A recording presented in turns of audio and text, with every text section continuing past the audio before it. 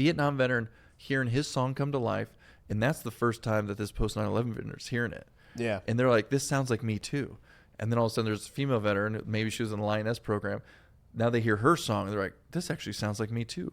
So you're actually bridging this whole gap between all of them as well. And they'd be like, we all went through different scenarios, but it was the feelings were the same. Yeah. So they're hearing each other's songs come to life, and it brings this like cohort together.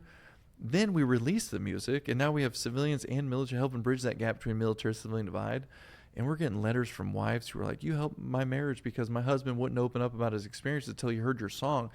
And he related so much to that person. He started telling me how similar his life was by telling me stories he never told me before. She's like, you helped save our marriage. Keep writing songs. So it's been incredible to see the power of music in Nashville. But in 2015, we started our art program, which is even more powerful. I feel like it's not to the naked eye because songwriting's sexy. Art's not as sexy. But in 2015, I knew I wanted an art program because I knew art would be so successful. How do I get these big burly men and women who fight in wars go do art? Like, how do I get them in art school? Yeah. And so I went back to SCSC, my alma mater, the School of Art Institute, Chicago, and I said, hey, my dream would be that you allow veterans in the school with no art background at all.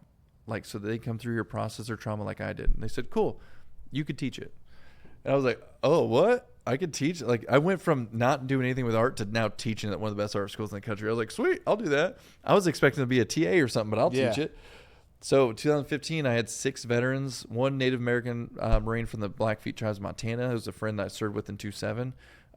This young Marine named Gino, a Vietnam veteran from California. This female veteran named Bree, who's hilarious. We still work with her today. That was living in like Hendersonville and Nashville. Her name's Bree? Bree, yeah. She's hilarious. This is her doing this. Her email is Fatty Fuller. Her last name's Fuller, Bree Fuller. That's her kind of sense of humor. She's the best person ever. She made an email that says Fatty Fuller. She's on the bigger side, not like crazy, but she legitimately like her. She embraced. She was just like, yeah, Fatty Fuller. Me. Yeah. She's like, this is me, and she is the best. And she went to that program not being the best and like isolated, but it was the craziest thing ever because I had like the smaller Hispanic Gino, this Native American, this old Vietnam veteran from like very hippie veteran to this female veteran. And I'm just like, what a collective group of people who never thought art would be an option. And now we're paying for their tuition, their housing, their food. They're living in the dorms, and they're going to school like normal kids would. And the cool thing is they've all been through these crazy experiences. So they're doing 3 weeks courses, 9 to 4 at this school, going to school like normal people.